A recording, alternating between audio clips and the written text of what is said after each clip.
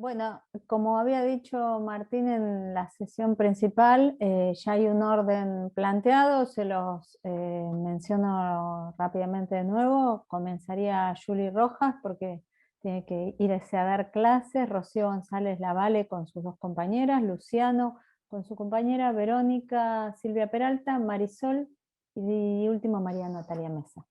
Así que bueno, si les parece, comenzamos. Como decía Martín, yo un minuto y medio antes que finalicen los 10 que nos propusimos, se los recuerdo, disculpen si habilito el micrófono y los interrumpo, solo para que reorganicen su cierre. Así que bueno, Juli Rojas Díaz presentó un trabajo que se llama La construcción narrativa de memorias en las escuelas. Te escuchamos, Juli. Buenas tardes a todas las personas que nos acompañan el día de hoy. Quiero iniciar agradeciendo el espacio pues, a los organizadores. Gracias por permitirme compartir con las personas que se encuentran aquí este interés académico, pero también es un interés ético-político. No sé si ya puedo compartir pantalla. Creería que sí, porque lo... Sí, yo puedo, así que entiendo que vos también. Sí, creo que sí ya. Entonces, ya. Creo que ahí ya todos están viendo mi presentación. Sí. Entonces, Sí. Muchísimas gracias. Mi nombre es Julie Rojas, yo soy docente de la Secretaría de Educación de Bogotá. Soy también estudiante del doctorado interinstitucional en educación en la Universidad Pedagógica en Colombia y pues quiero compartirles una investigación que venimos desarrollando en términos de la construcción de memorias en la escuela.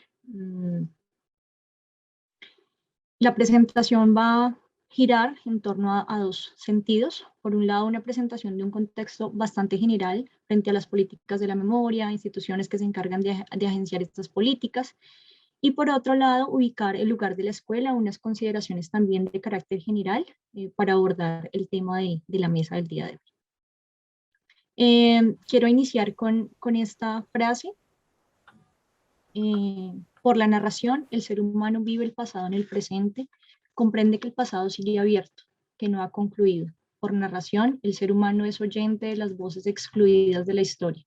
Por la narración, el lector es hospitalario, es receptivo y es responsable del otro. Esa es una frase, bueno, parte de un texto del profesor Joan Carles Melch, y un poco nos hace pensar en términos de los, bueno, de lo que nos convoca el día de hoy, que tiene que ver con la escuela, pero como digamos que en nuestros países, en América, hemos venido buscando nombrar el pasado. Esto no es una situación exclusiva de Colombia, sino pues de todos los países, ejemplo de lo que ustedes están haciendo en Argentina, pero ese nombrar el pasado lleva unas tensiones bastante grandes porque implica asignarle una identidad, y una identidad en el marco también de la escuela conlleva unas luchas y a unas dificultades que pues nosotros los maestros hemos tenido que enfrentar.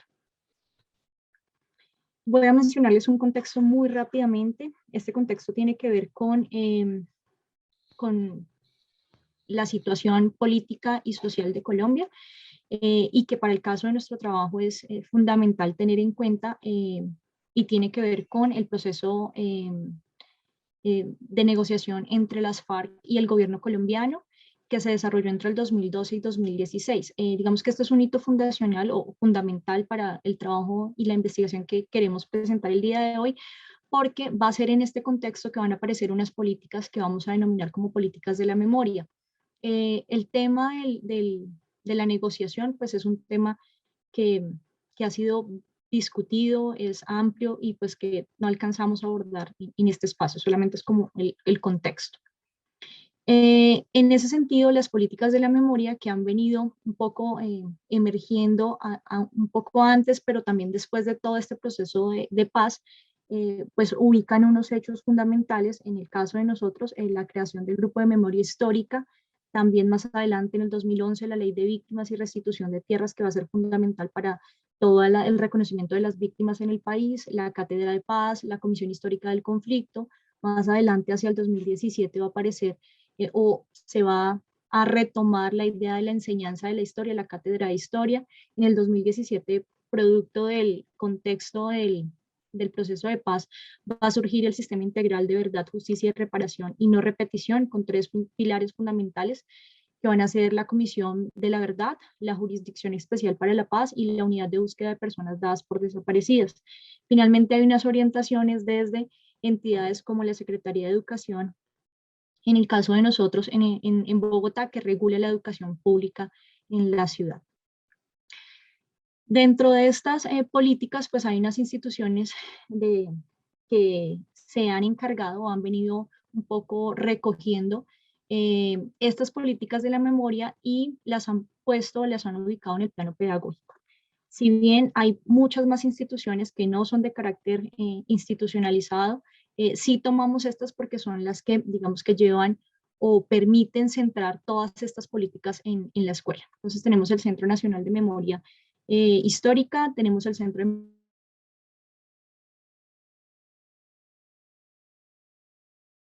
Memoria, Paz y Reconciliación, la Comisión de la Verdad y Nacional, que son los entes que regulan la educación en Colombia. El Centro Nacional de Memoria Histórica tiene un acervo académico bastante grande, tiene unas cajas de herramientas con las que permiten una construcción pedagógica o una reconstrucción pedagógica del contexto de la memoria histórica. El Centro de Memoria, Paz y Reconciliación también va a ser un hito fundamental aquí en Bogotá, si bien son de orden distinto al Centro de Memoria por unas orientaciones y unas discusiones, pues acá también de carácter político.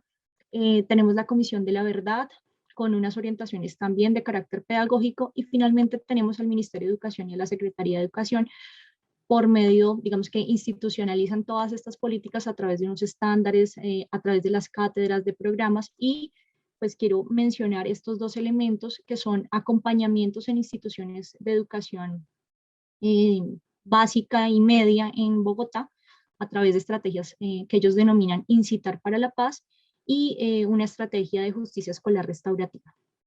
Eso es, digamos, que un contexto muy general a nivel de cómo, digamos, que cómo se ha venido tramitando el tema de la memoria en Colombia. Por otro lado, el lugar de la escuela, pues es importante situarlo a partir de qué estamos entendiendo por pedagogía de la memoria. Aquí quiero retomar una frase de una maestra que trabaja el tema en Colombia, la profesora Piedad Ortega, quien menciona que la pedagogía de la memoria es un trabajo sobre el tiempo, sobre la historia, convertida en experiencia, en presente de deseo y esperanza, en movilización de las voces silenciadas.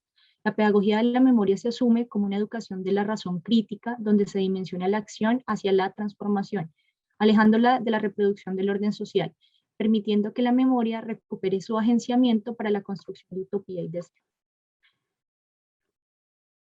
Estas construcciones o estas preocupaciones que estamos ubicando acá tienen que ver con la dimensión temporal de la experiencia humana, mediada por un sistema simbólico que entreteje distintos actores, en palabras de Riquet, o desde un lugar narrativo donde la experiencia humana toma forma, donde se elabora y experimenta de forma histórica, siguiendo también a Delors y Monberger. Las tensiones digamos, que atraviesa la escuela, y particularmente la escuela en Colombia, tiene que ver con una guerra que no termina. Aquí no estamos hablando de un pasado, sino estamos hablando de un constante presente, y de un presente que tiene unas afectaciones bastante grandes en el contexto escolar. Voy solamente a leerles rápidamente esta frasecita de parte de un testimonio de un estudiante en una escuela en Colombia, que le cuenta al profesor lo siguiente. Dice: mire, profe, cuando hay combate nos tiramos al piso, no puedo ver bien acá, pero no de cualquier manera. Hay que poner las manos bajo el pecho para que la explosión no le dé tan duro, y tener la boca abierta para que no le reviente los oídos. Estas son las dinámicas con las que están creciendo los niños y las niñas en las escuelas en algunos sectores rurales en Colombia. Esto es una fotografía de un salón de clases en nuestro país en el 2012. Estas tensiones que se viven en las escuelas precisamente centran a los sujetos y a los sujetos de esa enseñanza, pues en unas dinámicas bastante complejas, donde se atraviesan constantemente dinámicas entre el saber, el poder y la violencia, entre el saber en términos de qué se dice, qué se puede decir, qué no se dice en ciertos contextos, esos poderes externos a los a los ambientes escolares, en palabras de un escritor colombiano, Evelio Rosero, esos ejércitos que constantemente acechan los espacios escolares, ponen un poco en discusión la memoria y las narrativas frente a esos hechos victimizantes y dolorosos. Ahí podría uno pensar que es desde la escuela, en la pedagogía, que pueden orientarse estos ejercicios para pensar en una memoria ejemplarizante. Los estudios que hemos venido, digamos que observando frente a las tendencias que ubican la memoria y la pedagogía en Colombia, digamos que tienen por ahora 4 lugares fundamentales a partir de un estudio de la profesora Nilsa García, que ubican, digamos que por ahora 4 lugares. Uno, desde la enseñanza de las ciencias sociales y la memoria como un lugar desde una asignatura en particular.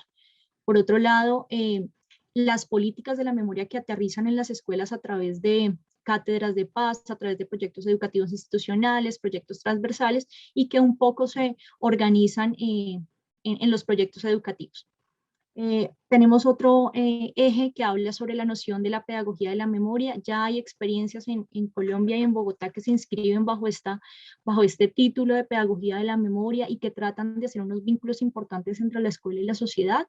Y también tenemos la mediación entre la memoria y la escuela a través de lenguajes artísticos. Entonces cada vez hay más proyectos que hablan desde el arte, desde el lenguaje corporal, desde la pintura, desde la música, y se reivindican desde los lugares escolares estos escenarios. Juli, discúlpame, se cumplieron 10 minutos para que vayas redondeando. Sí, señor.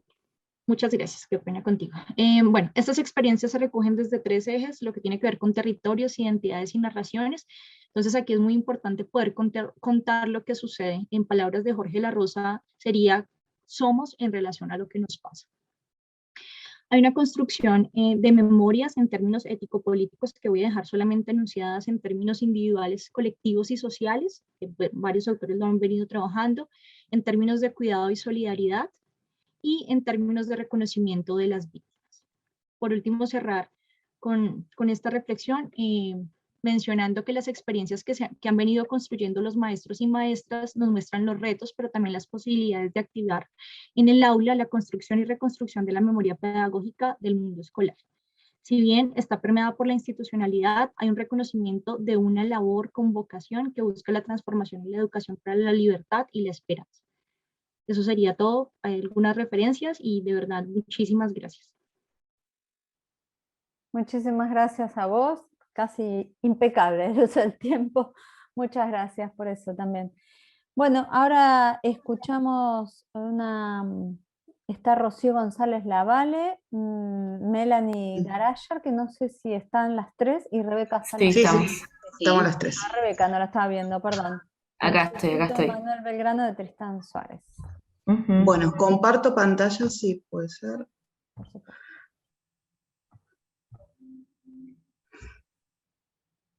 Bueno, ¿cómo están? Buenas tardes a todos y a todas. Mi nombre es Rebeca, yo soy profe y licenciada en Historia, Melanie es de Literatura, profe y licenciada, y Rocío es de Arte también, profe y licenciada.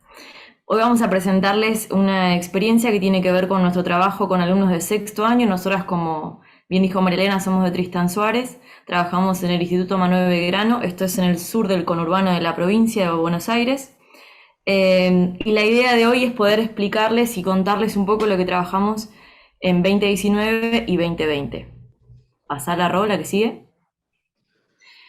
Para tener un marco más o menos desde donde parte nuestra concepción de la pedagogía de la memoria, tomamos este recorte de Yelin, en el cual nosotras pensamos de que el deber de la memoria no tiene que partir necesariamente de nosotras adultas que tenemos una concepción de la historia reciente propia y subjetiva, sino que al trabajar con adolescentes, nuestra idea es tomar esta propuesta de ciudadanía activa que nos hace Yelin para que ellos y ellas puedan construir su propio relato sobre lo que es la historia reciente y puedan de esa manera llevar adelante un ejercicio de la memoria que parta desde su reflexión personal y no directamente indicado por nosotras. En base a esta idea de ciudadanía activa es lo que vamos a comentarles hoy.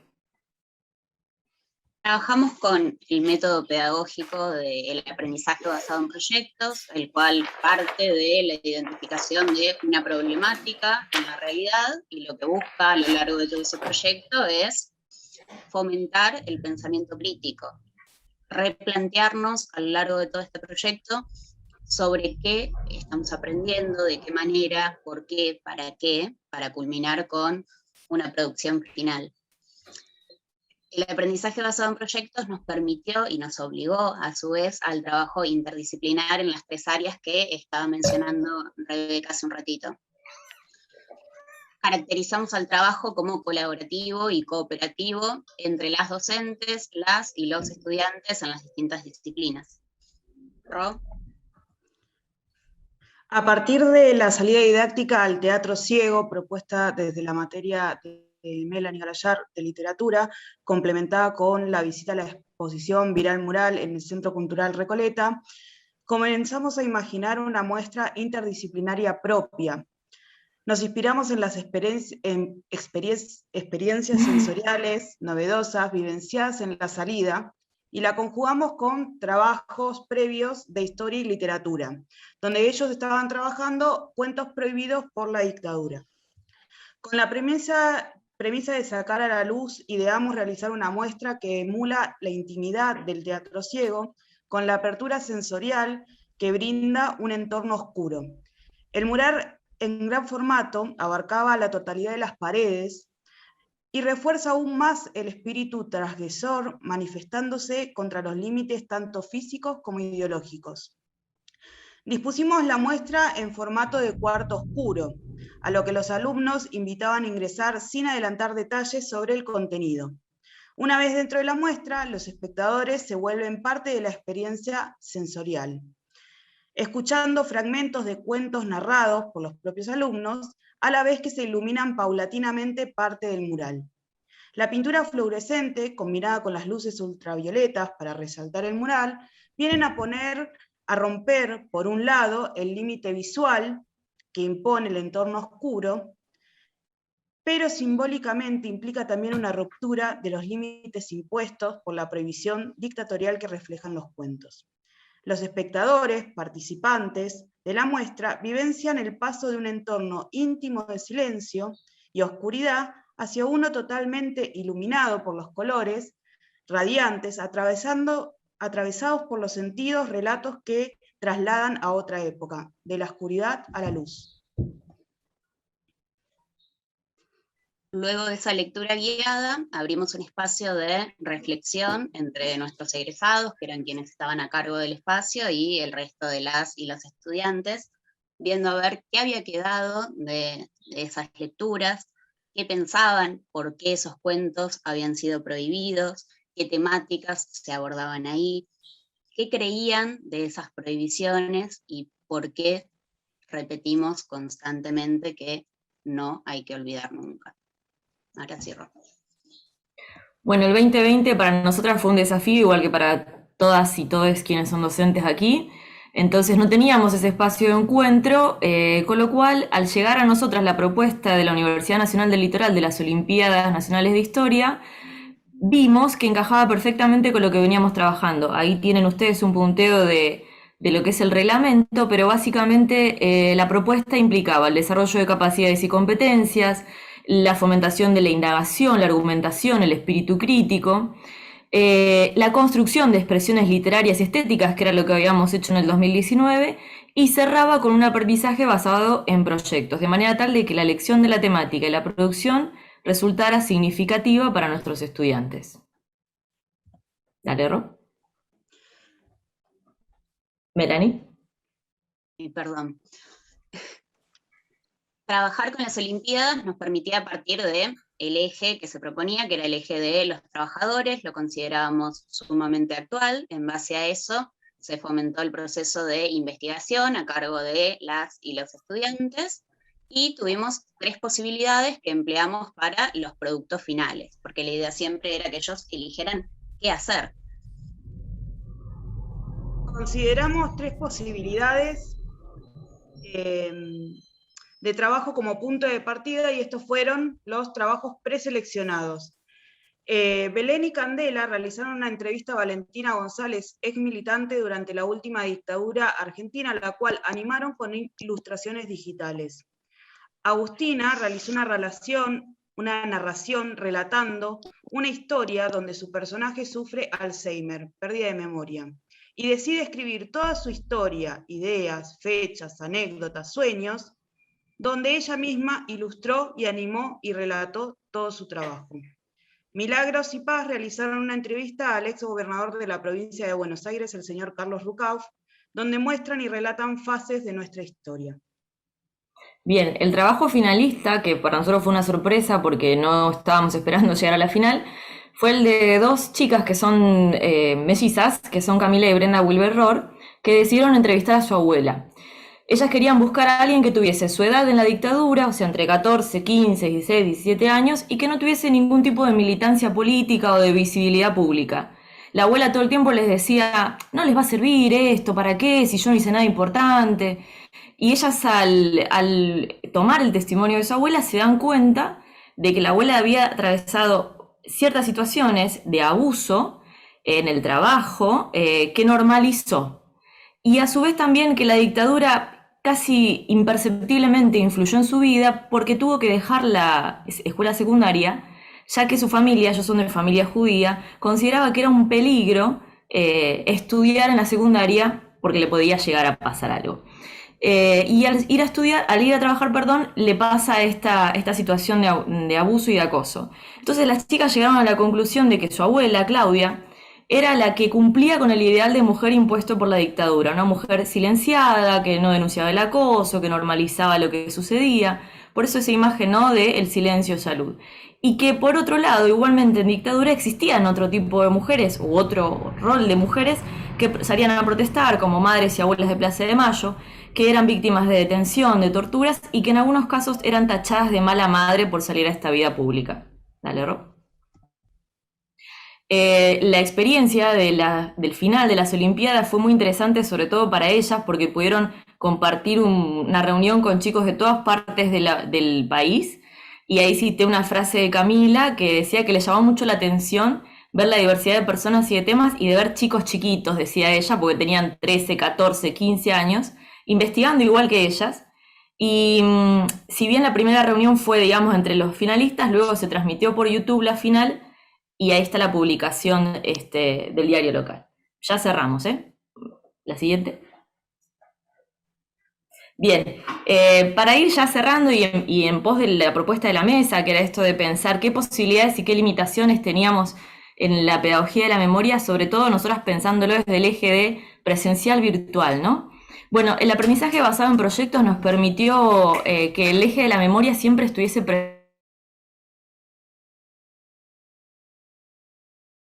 presente de manera transversal y estudiantes decidieran abordar. Y para nosotras consideramos humildemente que verdaderamente contribuimos a la pedagogía de la memoria, porque no fue solamente el producto final, sino que fue el debate durante el desarrollo, la construcción del mismo, la presentación, la difusión, ¿no? Y necesariamente invoca recuerdos, invoca la memoria de cada uno de ellos y de... La presencialidad y la virtualidad nos trajeron posibilidades y limitaciones para cada uno de los entornos. Lo que fue el proyecto en el marco de la presencialidad nos permitió un acompañamiento mucho más cercano de cada uno de nuestros estudiantes, pero nos obligó a trabajar por separado las diversas disciplinas. En cuanto a lo que fue el resultado del proyecto, observamos que todavía pervive en la memoria interna de nuestra institución, de los estudiantes, que cuando llegan a fin de año esperan volver a encontrarse con una sorpresa, un cuarto oscuro, un espacio de reflexión y de debate. Y en el contexto de la virtualidad nos ocurrió un poco lo contrario.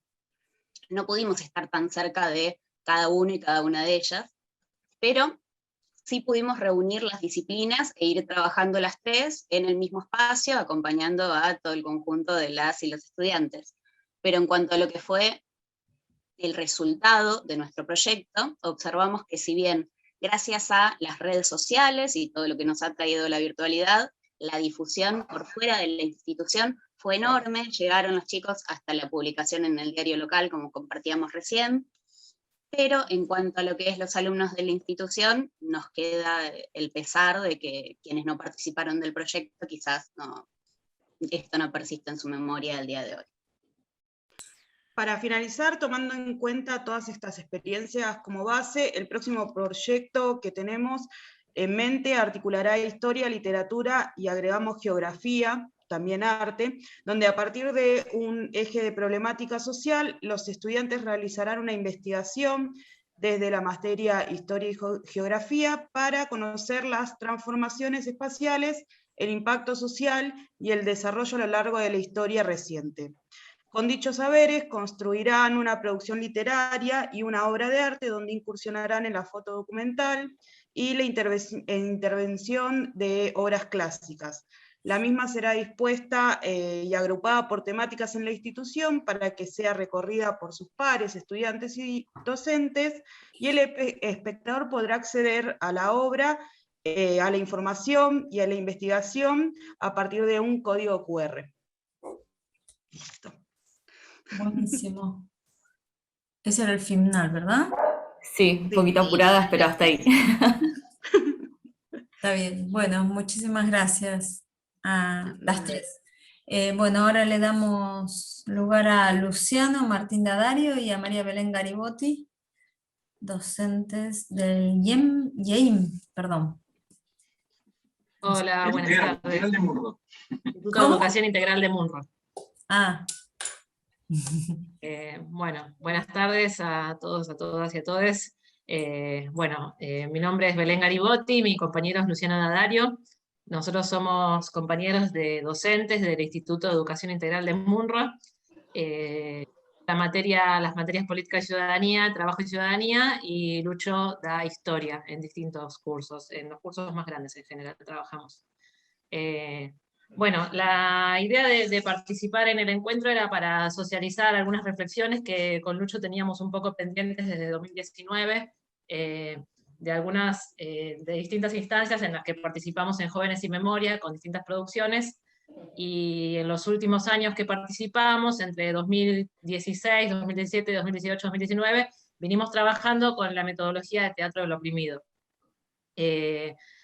Para presentar la producción final en el encuentro en Chapadmalal.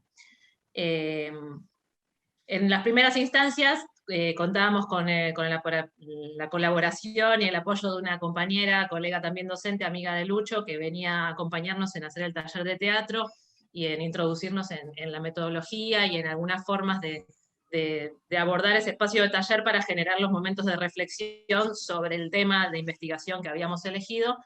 Y bueno, ya el último año, y no me acuerdo si el anteúltimo, decidimos largarnos solos para dejar de pedirle colaboración a la compañera que tenía mucho trabajo. Y bueno, nos decidimos en hacer el taller nosotros. El trabajo con el que queríamos reflexionar sobre el trabajo de memoria y sobre el dispositivo escolar, sobre la tarea de memoria, es una investigación que hicimos sobre el conocimiento que había en la escuela y en el barrio alrededor de la masacre de Cromañón, que fue en 2004, de lo que había pasado en Cromañón, y si los estudiantes y las estudiantes del colegio conocían el hecho de que habían estudiantes que habían fallecido esa noche y que eran estudiantes del colegio en ese momento. Teníamos algunas hipótesis iniciales de trabajo, en principio pensábamos de que los estudiantes, aunque sean los más grandes, tenían alguna información de lo que había pasado, porque consideramos por nuestra edad, nosotros tenemos entre 35 y 40 años, consideramos que era algo muy reciente, y bueno, decidimos trabajar con una encuesta, a principio exploratoria, para saber cuál era la información que tenían todos. Es una encuesta casi censo, que hicimos a todos los estudiantes del colegio. Eran 2 o 3 preguntas muy básicas, era, bueno, ¿sabés lo que pasó en Cromañón? Y si sabés que en el colegio habían estudiantes en ese momento. Bueno, y nos sorprendimos con los primeros resultados. No sé, Lucho, si querés contar un poquito más de la encuesta. Sí, en principio, bueno, una cuestión que, para agregar a lo que decía Belén, es que nosotros previamente en Jóvenes y Memoria habíamos laburado ya el tema de Cromañón y el impacto que tuvo en la escuela y en Munro. Munro, después de la matanza, con lo que implica pensar la matanza, ¿no?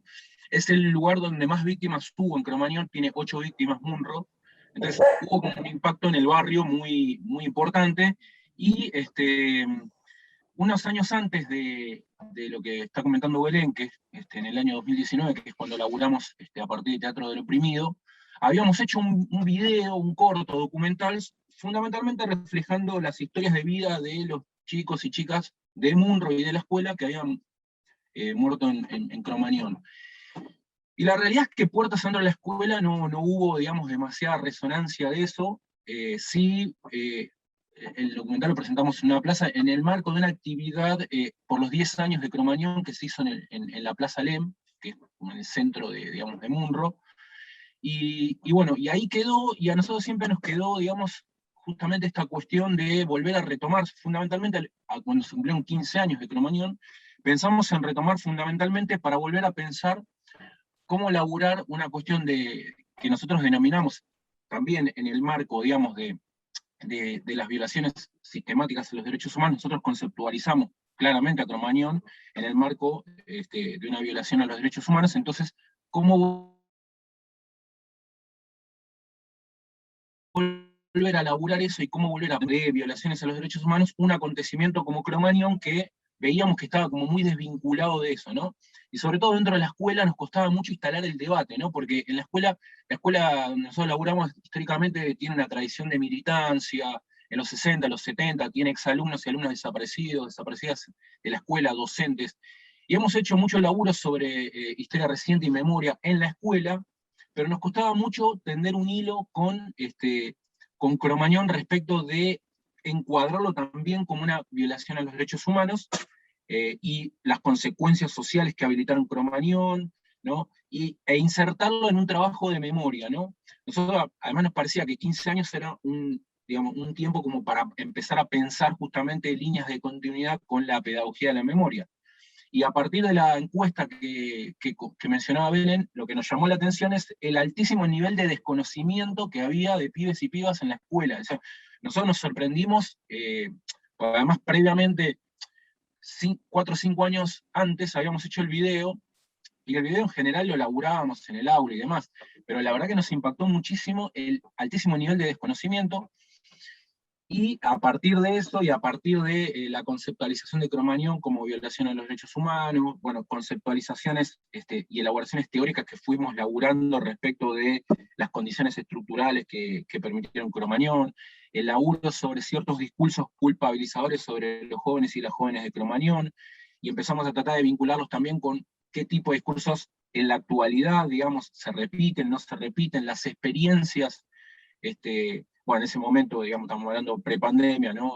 Cuando los pibes y las pibas salen a bailar, y digamos, si había, digamos, en sus reflexiones, parte de esto que quedó como el post-Cromañón, ¿no? Las condiciones estructurales que dan paso a Cromañón, las condiciones de exclusión, las relaciones sociales que permiten, ¿no? un acontecimiento como Cromañón. Entonces, bueno, ahí teníamos como un laburo bastante importante para hacer.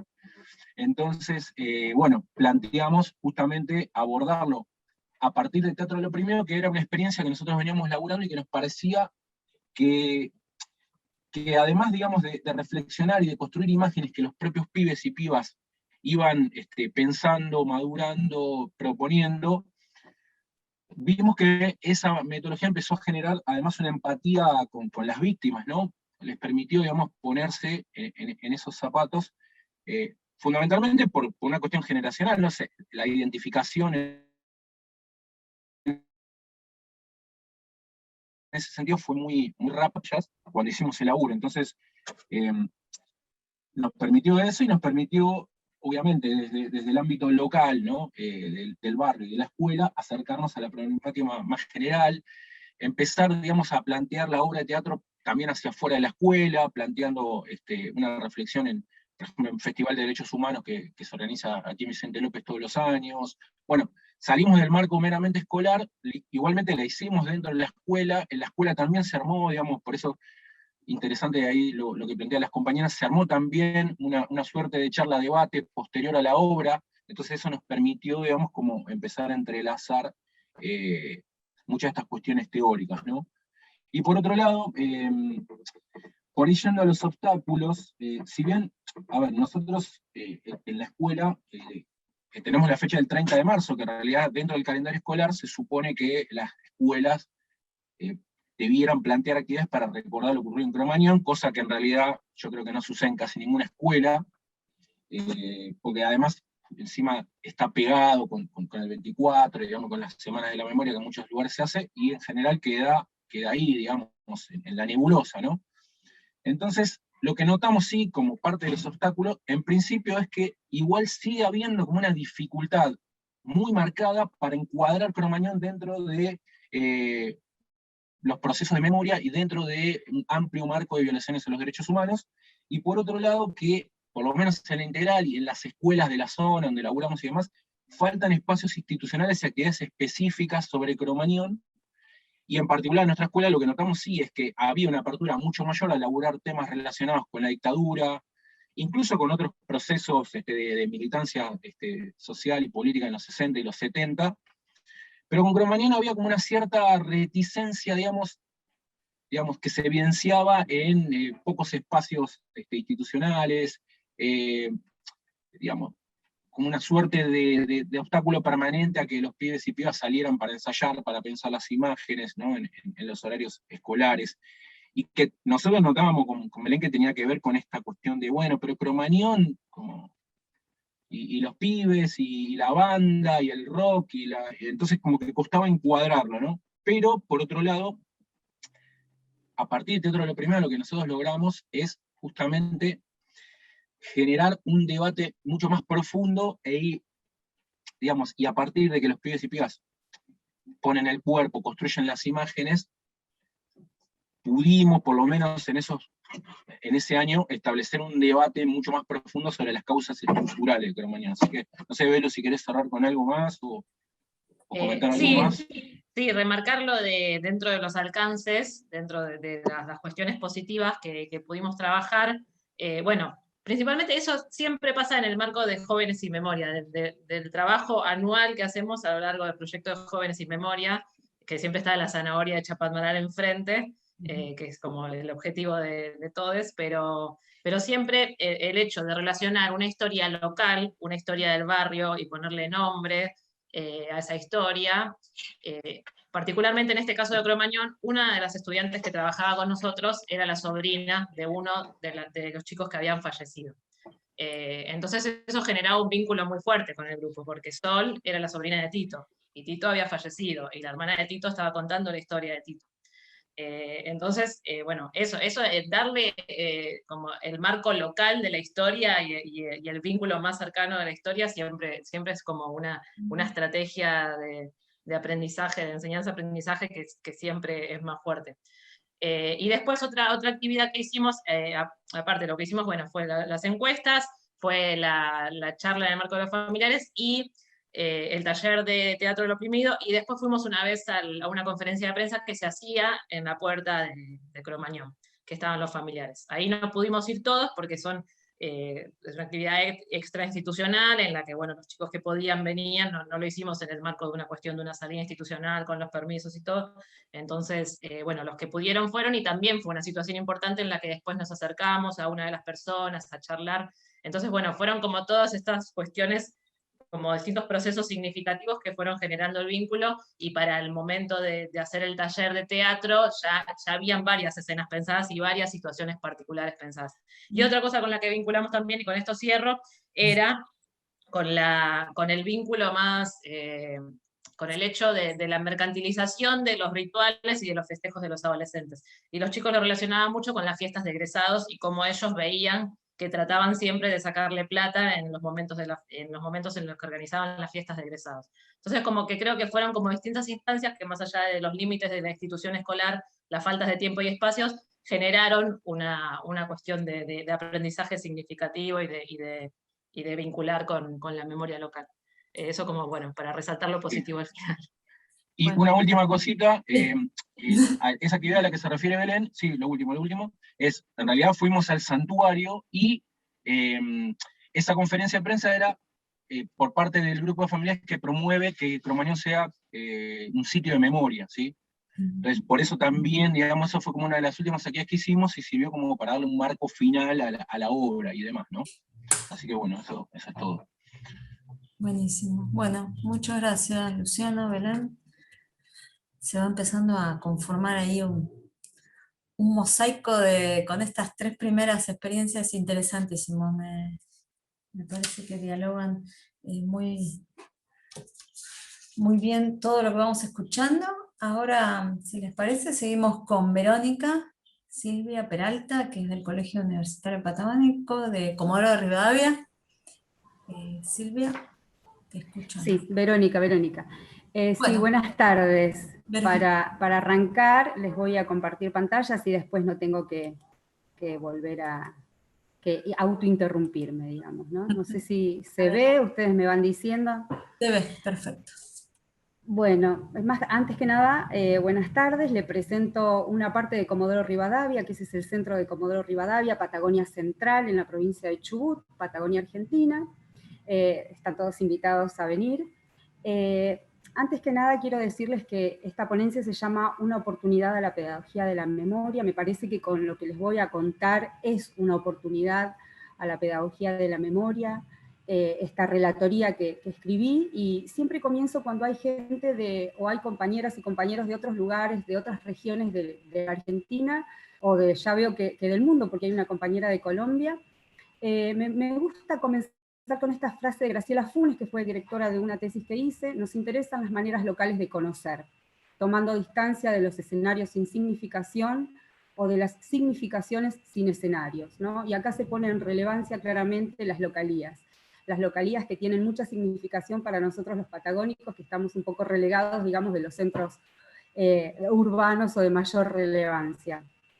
Bueno, y esto cobra mucho sentido acá en Comodoro Rivadavia porque se buscó, a partir del retorno a la democracia, gestionar los recuerdos, pero también tramitar el olvido de lo que ocurrió, ¿no?, en la última dictadura y en Comodoro Rivadavia. Esto se va a ver reflejado en los medios de comunicación gráfico que publicaron la afirmación de que acá no pasó nada, ¿no?, respecto del olvido, de que acá no pasó nada. Esta frase, que como ustedes saben fue muy pronunciada durante mucho tiempo y a lo largo de nuestro territorio nacional, de que acá no había pasado nada. Esta frase lo que hace es perpetuar o querer continuar con ese silencio, con ese olvido, y proyectando a las futuras generaciones un velo de ocultamiento, y que haya un borramiento, ¿no?, de lo ocurrido durante la última dictadura militar.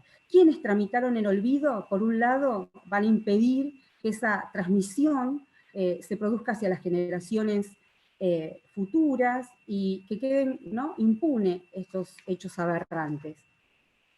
Como lo plantearon diversos autores, algunas localidades, ¿no?, procuraron los recuerdos y los olvidos en relación a momentos históricos particulares.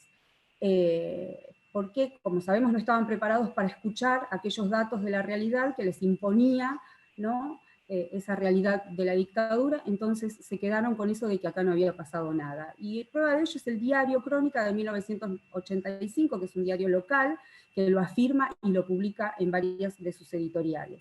De esta manera se va tejiendo una trama de olvido, no solo entre quienes practicaron la represión, sino también entre quienes la padecen. Generaciones esta cuestión de impunidad. Que sabemos que se generaron, ¿no?, muchas cuestiones que tienen que ver con políticas y posturas de reconciliación. Bueno, les comento algunas características de Comodoro Rivadavia para que puedan comprender cómo es la complejidad local. Algunas cosas que yo consideré relevantes, pero absolutamente subjetivas, porque es mi observación, ¿no?, para que se produjera en Comodoro la reconciliación, el olvido, ¿no?, ese manto de silencio. Comodoro es una ciudad extractiva, digamos, es una ciudad petrolera. Desde 1907 se encontró petróleo, y por esta característica de ciudad extractiva hace que vengan a la localidad inmigrantes de diferentes partes del planeta, digamos, en busca de trabajo, ¿no?, para mejorar sus condiciones de vida. Y estos inmigrantes van a desconocer la historia local, entonces es muy difícil transmitirle algo que no se conoce a los propios hijos, ¿no? Eso por un lado. Y otra particularidad, que es altamente también subjetiva, tiene que ver con que Comodoro Rivadavia es altamente militarizada. No sé si sabían este detalle. Durante el 44 y el 55, el peronismo lo que hizo fue hacerle una gobernación militar para resguardar el petróleo, y también porque había conflictos obreros. Entonces, estas dos cuestiones van a hacer que la transmisión de la historia reciente esté sesgada a las jóvenes generaciones, tanto por la diversidad de visiones que les acabo de mencionar, como por las formaciones de estas personas o por las opiniones que estas personas, estos inmigrantes o esta ciudad militarizada puedan tener. Entonces, en este sentido, la educación va a cobrar un lugar fundamental, digamos, en la transmisión de la historia reciente.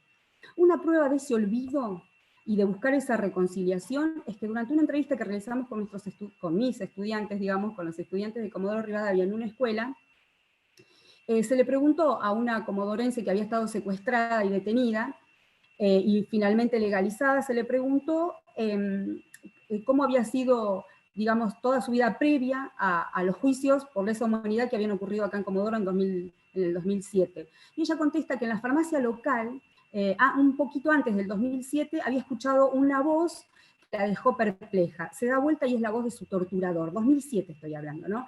Ahí se comprueba cómo el manto del olvido se impregnó hasta el 2007, ¿no? Hubo como una continuidad del olvido, del silencio, de ese borramiento que se buscó para ocultar todo lo que había ocurrido. Pero bueno, este olvido, por suerte, fue infructuoso porque al correr las décadas, la sociedad comodorense vivió cierto boom memorístico y conmemorativo, por lo que tuvo momentos de reparación, ¿no? Al recuperar parte de su historia reciente. Un hecho, ¿no?, para recuperar la historia reciente fueron los juicios, como les dije, de quienes cometieron crímenes de lesa humanidad acá en Comodoro Rivadavia. Todas esas personas, como el hombre de la farmacia que esta mujer identificó, fueron condenados, encarcelados y embargados, ¿no? Acá la memoria pudo construir un sentido del pasado en el presente, y permitió que ese halo de justicia llegara por lo que ese torturador que estaba en la farmacia hoy estuviera detenido. Entonces, paralelo a los juicios por los crímenes de lesa humanidad que se produjeron en Comodoro Rivadavia, se estaba dando a la vez esta política del Estado de Jóvenes y Memoria, que recién comentó la compañera, que también tuvo mucha resonancia en esta localidad, ¿no? Y a ello se sumó la Subsecretaría de Derechos Humanos, que quería construir una memoria para no dejar ese halo o esa cuestión de impunidad a las nuevas generaciones, y acordó con la cartera de Educación poner en valor esta política, ¿no?, de Jóvenes y Memoria, para luchar obviamente contra el silencio y contra el olvido, y no dejar, ¿no?, ese legado de impunidad. Estas tareas se iniciaron, ¿no?, con respecto a lo que tiene que ver con la recuperación de la memoria, se iniciaron organizando actos en los gimnasios de los colegios secundarios. Ahí les pongo, no pasa, a ver, ahí les pongo la imagen. En los colegios secundarios. En esta imagen podemos ver el colegio 766, se llama Perito Moreno, y podemos observar allí una placa que se recordando a los desaparecidos que transitaron por ese colegio, ¿no?, por el Perito Moreno, el colegio 766. Allí podemos ver a 4 desaparecidos: Susana Jenkins, Lidia del Carmen Soto, Raúl Horacio Trigo y Miguel Ricardo Czernachowski. Todos desaparecidos y que habían transcurrido su escolaridad secundaria en ese colegio que les muestro allí. Otro de los colegios que también hizo esta convocatoria en los gimnasios para recuperar la historia es este colegio 749, la ex ENET número 1, que va a recuperar la historia de Guillermo David Silveira, que fue secuestrado, el egresado de la Escuela Técnica 749. También se descubre la placa que está acá en el descanso de la escalera, donde la pueden observar. Está la placa con su nombre y sus datos. Él egresó de técnico químico, trabajaba en una compañía de acá de zinc, y le avisaron que iba a ser secuestrado y intentó huir a La Plata. Cuando está en La Plata lo secuestran y lo traen de nuevo a Comodoro Rivadavia. Acá brevemente les quería mostrar esta lógica de Patagonia y Buenos Aires, no sé si la alcanzan a ver, quizás si la achico un poquitito se ve mejor, ¿no? Los idas y las vueltas que hicieron los secuestrados durante la dictadura, ¿no?, a Patagonia, Rawson, La Plata, Capital, todo ese recorrido impresionante que se hizo en vida, con Guillermo y con muchos otros secuestrados. Bueno, No conforme con ello, siguió avanzando la Subsecretaría de Derechos Humanos, y avanzó, y otras organizaciones también, y puso otro memorial, construyó otro memorial, además de los dos que les acabo de mostrar, en 2013. Esta es en la Universidad Nacional de la Patagonia San Juan Bosco, que se descubre una placa en el pasillo de acceso a la universidad, en donde las y los desaparecidos de Chubut estaban, ¿no?, todos ellos acá, los 30 desaparecidos de y en Chubut estaban, digamos, grabados en esta placa de granito en el pasillo de entrada de la universidad local, que más allá de ser una casa de altos estudios, es también un colegio secundario, ¿no? Como dice acá, CUP, Colegio Universitario Patagónico, que día a día por esos pasillos transitan chicos de entre 14, 12, no sé, 11 años y 18 años a diario, ¿no? Y ahora también en la cuestión de las burbujas. Y esta placa también es una posibilidad y una oportunidad para la memoria, ¿no? También porque el colegio, el CUP, que está ubicado dentro de la misma universidad, es un colegio preuniversitario, lo recupera cada semana de la memoria para realizar los trabajos, ¿no?, que hacen los chicos en esa semana. Bueno, para finalizar, les quiero contar que estos sitios o memoriales escolares tendrán algún valor pedagógico si año a año se refuerza su significación con la tarea didáctica. Y no solo durante la Semana de la Memoria, ¿no?, que obviamente el 24 de marzo es una excelente excusa para trabajar, pero me parece que tiene que extenderse a todo el año este tipo de trabajos. Asimismo, reflexionar por qué están allí esas placas, ¿no?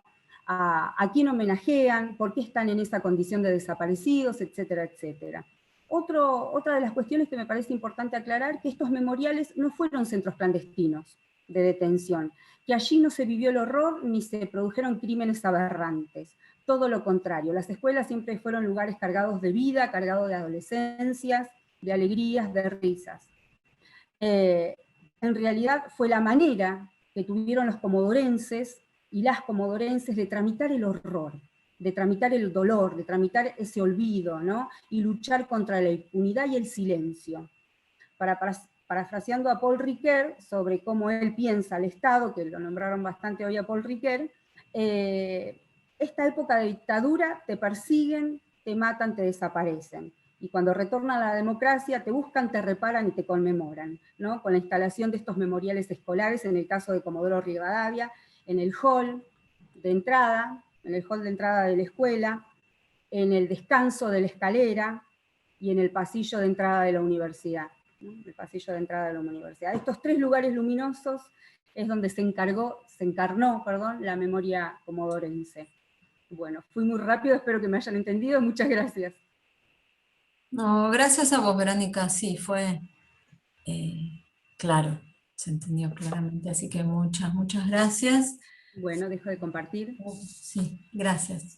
Un gusto además que haya personas de otras provincias, una de las pocas cosas buenas que nos da la virtualidad. Fácilmente podés conectar desde Comodoro. Bueno, muchas gracias. Ahora vamos con Marisol Alois, perdón si pronuncio mal tu apellido, presentó Desentremando Tramas, Pedagogías, Historia y Memoria.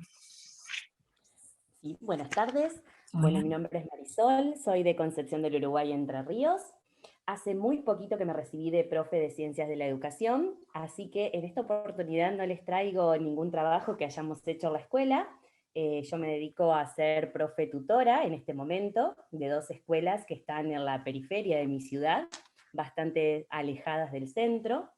Así que, bueno, tratar los temas de memoria, ayer lo comentaba en otra mesa, es bastante complicado en mi escuela, porque además todavía no tengo un grupo de profes que me acompañe. Como también trabajo en la Dirección de Derechos Humanos de mi ciudad, estoy haciendo todo el esfuerzo para llevar la memoria a la escuela, pero se complica bastante. Así que en esta oportunidad lo que les traigo es más bien una reflexión personal en base a mi biografía y a lo que puedo ver en las escuelas donde estoy trabajando.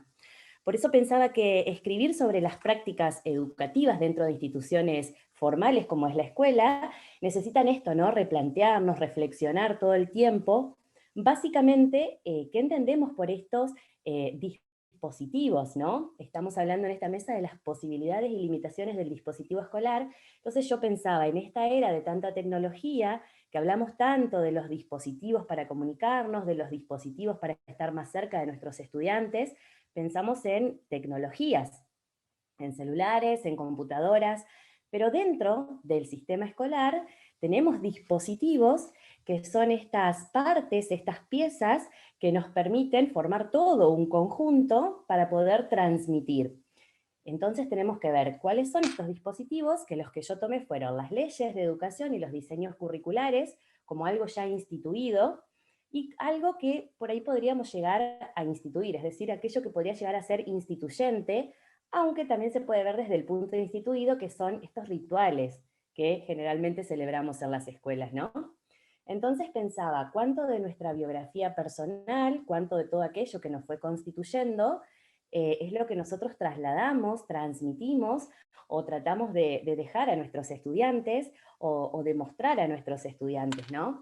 En mi caso particular pensaba, cuando pienso en estos rituales, en cómo yo me fui formando, cómo fui formando parte de la sociedad, lo que me venía a la memoria para escribir eran todos estos actos del 9 de julio, 25 de mayo, o las conmemoraciones que hacemos a los héroes de la patria, ¿no? San Martín, Belgrano, Sarmiento, el gran padre del aula, Cristóbal Colón, gracias a él existimos. Digo, ¿no? Y pensaba, ¿por qué nunca las mujeres? ¿Por qué no Juana Zurduy, Remedios del Valle, la Delfina, que la tenemos acá nosotros en Entre Ríos, Juana Manso, que la podríamos poner a la misma altura por ahí de Domingo Faustino Sarmiento, ¿no? Y veo que estas cuestiones se siguen repitiendo y estos rituales se siguen repitiendo en la escuela. Intentamos, o las leyes más bien, intentan como traer la memoria, traer esta pedagogía de la memoria, generar estos espacios, nuestra nueva ley de educación, la ley 26206, que nos permite, flexibiliza un montón que podamos traer la memoria a la escuela, pero sin embargo vemos la resistencia de los docentes, o al menos es mi mirada muy particular, ¿no? En el contexto donde yo trabajo, la mirada de los docentes que por ahí como que están alejados de estos temas, como que prefieren más bien, bueno, yo me formé en esto, voy a seguir en esto, ¿por qué me voy a meter en temas que mejor son medios escabrosos, mejor no tocarlos? Digo, ¿no? Entonces pensaba cómo estas biografías que nos construyeron las vamos transmitiendo a nuestros estudiantes y también ellos se van construyendo sus biografías. En mi ciudad, por ejemplo, donde hoy funciona la Policía Federal, fue un centro clandestino de detención. Y mi ciudad tiene 18 personas desaparecidas, y los chicos, los estudiantes, cuando yo les comento estas cuestiones, dicen, ¿cómo? ¿Cómo, profe? ¿Cómo, señora? ¿Qué es esto de un centro clandestino de detención? Digo, son estudiantes de tercer año que nunca vieron, nunca tocaron estos temas de memoria, nunca hablaron, nunca se los hicieron propio, nunca se los hicieron carne. Y digo, pienso que fue lo mismo que me pasó a mí. Cuando yo estudiaba en una escuela que queda a una cuadra de la Policía Federal, y nunca, jamás nos dijeron que eso había sido un centro clandestino de detención. Nunca, jamás nos dijeron que en nuestra ciudad había 18 personas desaparecidas. Digo, entonces, por ahí uno, de trabajar en otros espacios, como en mi caso, que trabajo en la Dirección de Derechos Humanos, tomar contacto con todo esto de mi ciudad, es como que también me genera una identificación con mi ciudad, que veo que por ahí la juventud es eso lo que le está faltando, identificarse más con estos temas, tomar más conciencia, porque cuando pasa algo pensamos que esto pasa en otro lado, pasa en Buenos Aires, esto pasa en otras partes del mundo, no pasa en mi ciudad, no pasa donde yo habito. Entonces digo, si bien estos rituales, estos actos, estas conmemoraciones, los que intentan es generar una conexión con la comunidad, estamos tan lejos de generar esa conexión con los estudiantes y los vemos en esa ajenidad que ellos tienen cuando participan de los actos, que no cantan el himno nacional, que no cantan las marchas, porque no las sienten como propias, porque no se lo hemos inculcado. Digo, ¿no? Es un mea culpa también que hago como docente. Creo que nos falta inculcar mucho más de todo esto a nuestros estudiantes y que en este momento de la historia, si bien pensamos, ¿no?, en las leyes que nos antecedieron de educación, que intentaban formar un ciudadano, digo, nuestra ley de educación actual que nos permite flexibilizar muchísimo más los contenidos para llevar al aula, veo esta resistencia de parte de los docentes. Entonces digo, lo mismo nos pasa por ahí con la literatura que trabajamos, que nos falta trabajar mucho más autores argentinos, latinoamericanos, mismo en la formación docente, estas cuestiones, ¿no? A ver, más, no me quiero extender demasiado, porque si no me pongo a hablar y me voy. Bien, entonces digo, siempre contamos la historia con esta dicotomía, ¿no? Los de Buenos Aires y los del resto del país, los blancos y los negros, los del campo, los de la ciudad. Digo, me parece que está siendo hora de que empecemos a ver la historia como un todo, de que empecemos a sentirnos parte de esa historia que tal vez, si bien no pasó toda completa en nuestro país, también forma parte de lo que hoy somos comunidad. Me parece que es momento de dejar estas limitaciones de lado y empezar a pensar más en las posibilidades. Y quería cerrar con esta frase de Inés Dussel, que decía: enseñar supone transmitir una cultura y ayudar al otro a incorporarse a una tradición. Digo, ¿no? Si pienso en cuál es nuestra tradición, hemos tenido muchas luchas, hemos tenido también muchas satisfacciones, hemos conseguido muchos derechos, pero creo que por ahí a los estudiantes eso se les hace un poco difícil de ver si ellos no lo pueden vivenciar. En nuestro caso particular, en mi caso particular, empecé a hablar de estas cuestiones de los desaparecidos, de lo que hoy es, lo que fue la ESMA. Estamos hablando de todas estas cuestiones y que ellos las sienten como que no formaron parte de su historia, como que eso no pasó, como que eso no tienen idea. Entonces digo, transmitir la memoria me parece que es central en el contacto de las generaciones. Si bien no soy tan grande, como ellos dicen, usted señora no es tan grande, digo, por ahí este contacto intergeneracional es lo que nos está faltando dentro de las escuelas. Y sentirnos portadores de esta historia singular y situada en el pasado, situada en el presente y pensando en el futuro. Digo, estamos viviendo una historia que no queremos que se repitan hechos del pasado, pero que inevitablemente vemos que se repiten estas cuestiones, siguen desapareciendo personas, sigue habiendo un montón de estas cuestiones que siguen pasando, como hoy decía la compañera, siguen las guerras, la compañera que hablaba de Colombia. Digo, entonces, vemos que estas cuestiones siguen pasando y que no es que ya quedó, no es un pasado que tenemos que dejar atrás. Entonces, la transmisión de la memoria involucra sentimientos y delimita nuestro horizonte en el futuro. La memoria no tiene un sentido unidireccional, sino que hay que indagar y hay que pensar en que no es una historia muerta, en que no es una historia pasada, y tenemos que recordarla para que no nos vuelva a pasar. Muchas gracias. Gracias a vos, Marisol. Bueno, la última compañera que presenta es María Natalia Massa, y ella va a presentar experiencias de Coronel Rosales en torno al programa Jóvenes en Memoria. Te escuchamos. Hola, ¿me escuchan bien? Perfecto. Bueno, a ver cómo sale esto. Bien. Muy interesante, muy interesante todos los trabajos. Bueno, acá empezamos a trabajar, primero me presento, soy Natalia Massa, soy profesora de Historia, trabajo en secundario y en nivel terciario también. Bueno, nosotros vivimos, soy de la localidad de Punta Alta, sur de provincia de Buenos Aires, muy cerca de lo que es Bahía Blanca. En nuestro distrito existe lo que es la base naval Puerto Belgrano, una de las bases más importantes a nivel nacional, cuna de las conspiraciones y del golpe del 55. Bueno, acá empezamos a trabajar el programa Jóvenes y Memoria en ese momento porque nos llega un mail de un inspector y nos dice, bueno, a ver, ¿quién quiere trabajar el programa Jóvenes y Memoria? No sabíamos de qué se trataba y arrancamos. Un par de docentes comprometidos, tal vez que algunos por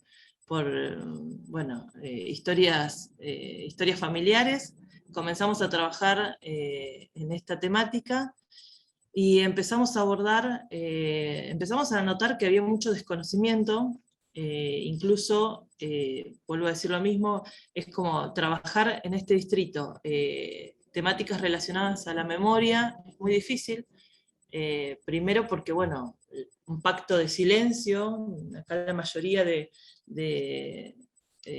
digamos, de los docentes o están relacionados de alguna manera con la base naval Puerto Belgrano, entonces es muy difícil por ahí abordarlo con información concreta.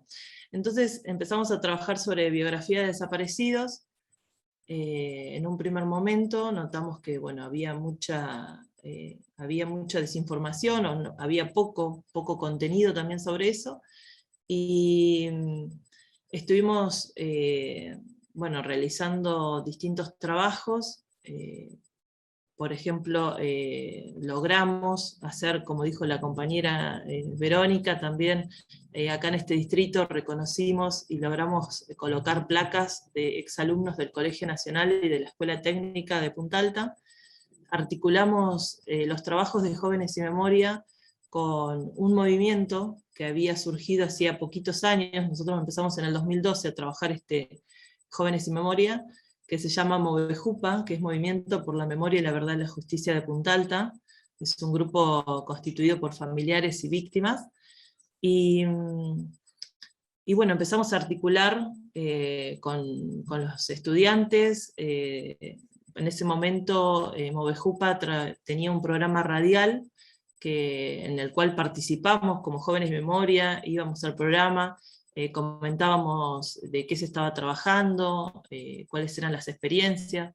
Bueno, motivábamos en un primer momento a los chicos, el hecho de ir a Chapadmalal era primero captarlos y decirles, bueno chicos, a ver, ahora vamos a trabajar las problemáticas de memoria, y ahí ellos se empezaban, digamos, a construir y a conocer lo que había pasado en esta localidad. Que por supuesto, con algunos roces familiares, porque bueno, hemos tenido algunos planteamientos de algunos familiares que no querían que trabajemos estos temas. Bueno, eso fue bastante difícil en ese primer momento. Pero bueno, yo creo que a lo largo del tiempo empezamos con un grupo, con 3 o 4 escuelas. Ese fue el primer año, y después terminamos con 2 micros, una combi, es decir que llenábamos Chapadmalal cuando nos tocaba, porque realmente lo trabajamos como un espacio de construcción de memoria de manera distrital. Entonces, bueno, con el grupo de profesores, que éramos todos coordinadores, íbamos trabajándolo de manera articulada. Cuando fueron los señalamientos, acá nosotros tenemos un señalamiento que se hizo en el año 2013, y después el último que se hizo en 2019, los chicos participaron, logramos llevar también hasta voluntarios al programa Jóvenes y Memoria. Entonces realmente el programa, yo creo que trascendió, más allá del compromiso docente, trascendió a la comunidad. Todos los años, después veníamos de Chapadmalal, los 10 de diciembre, el día 10 de diciembre presentábamos en un teatro, presentábamos todos los trabajos del distrito. Invitábamos a la comunidad, lográbamos que la familia, digamos, sepa también y esté en conocimiento de todo esto que sucedía en las escuelas. También logramos declarar de interés legislativo el programa, que eso creo que también marcó un avance dentro de lo que es el distrito. Y bueno, lo abordamos de todas maneras posibles para que los chicos puedan narrar su propio discurso sobre lo que había pasado, ¿no? Aún hoy, no sé, el 24 de marzo repintamos pañuelos, duraron pocas horas porque bueno, fueron repintados, y bueno, y así es continuo. bueno, hoy por hoy, este año, Coronel Rosales no participa de Jóvenes y Memoria. Creemos que por ahí tal vez que si hay en estos distritos que son tan resistidos, que si por ahí hay un canal con la Dirección General de Comunicación y se puede construir un puente y llega la información desde ahí, tal vez que puede ser que empecemos otra vez a trabajarlo, porque si no lo trabajamos de manera individual cada uno. O sea, es un compromiso individual. Pero bueno, eso es básicamente lo que logramos trabajar acá en el distrito. Bueno, muchísimas gracias, Natalia. Tomamos nota de esto último que señalabas porque no es menor, totalmente. Bueno, buenísimo, les agradezco a todas y todos el uso del tiempo impecable que han tenido, así nos queda un ratito. Yo quería comentar algunas cosas para que a mí me inspiraron de alguna forma lo que ustedes fueron desarrollando, pero por supuesto son un nuevo disparador, si se quiere. Intenté pensar algunos ordenadores o algunas cuestiones que conectaban las cosas que ustedes fueron narrando, relatando, mencionando, y pensaba retomar alguna cuestión que aparece en varias de las cuestiones, pero que mencionó sobre todo Marisol, y que tenía que ver, Marisol habló de algo tal vez no centralmente, pero que sí es central en las cuestiones de la transmisión, y tiene que ver en esto, en cómo no resulta lo mismo tratar un tema de historia de cualquier periodo que lo que son nuestras historias traumáticas, ¿no? Cuando digo nuestra, involucrando sobre todo la dictadura militar en Argentina, que es lo que la mayoría abordaron, pero bueno, Julie nos traía también la experiencia traumática de Colombia, que tiene características muy diferentes. ¿Por qué? Porque bueno, ahí no es un pasado que no pasa, es un pasado que no es pasado, es una experiencia traumática que no termina de pasar porque está continuamente vigente. Pero a lo que me quería referir particularmente era a cómo las biografías personales nuestras, sobre todo como docentes, se involucran y se ponen en juego, y muchas veces nos provocan tensiones en esto de pensar el dispositivo escolar o el espacio de la escuela con sus limitaciones. También hay siempre una tensión en nosotros como docentes, porque nuestras biografías personales se activan mucho más, por supuesto, que cuando tratamos otros periodos históricos. Esto es ineludible. Y bueno, y es interesante que en cada una de las historias, de las experiencias, sobre todo que ustedes fueron mencionando, aparece esto, cómo aparece nuestra biografía como docente, y que uno no debería, muchas veces hay un cierto temor a trabajar la temática porque, bueno, alguien lo mencionaba, ¿no? Sobre todo cuando empezamos, el temor, cuando recién arrancamos con esto, que justamente esa tensión es lo que nos genera muchas veces dudas, temores, cómo afrontar la propia perspectiva desde un lugar que habilite que los jóvenes hagan sus propias preguntas sin nosotros imponer nuestra perspectiva como adultos, porque justamente nuestras biografías personales, políticas, historia, incluso familiares, se ponen en juego y en tensión cuando transmitimos estos trabajos de memoria que tienen que ver con experiencias recientes, de la historia reciente. Eso por un lado, que me parece, hoy a la tarde, esto no quería olvidarme de señalarles, justamente el panel de las 7 de la tarde, que está Oresta López Pérez, de México, con Miriam Sowell, Alejandra Villa y Martín, también va a estar ahí conversando con ellas. Lo que justamente va a abordar es justamente este eje, cómo las biografías docentes tienen un rol importantísimo para poder trabajar la transmisión de experiencias traumáticas o límites en el ámbito escolar. Entonces les invito especialmente a escuchar la ponencia del conversatorio de Oresta y Sowell y demás, hoy a las 7 de la tarde, porque va a abordar esto. Eso es algo que me pareció interesante señalar.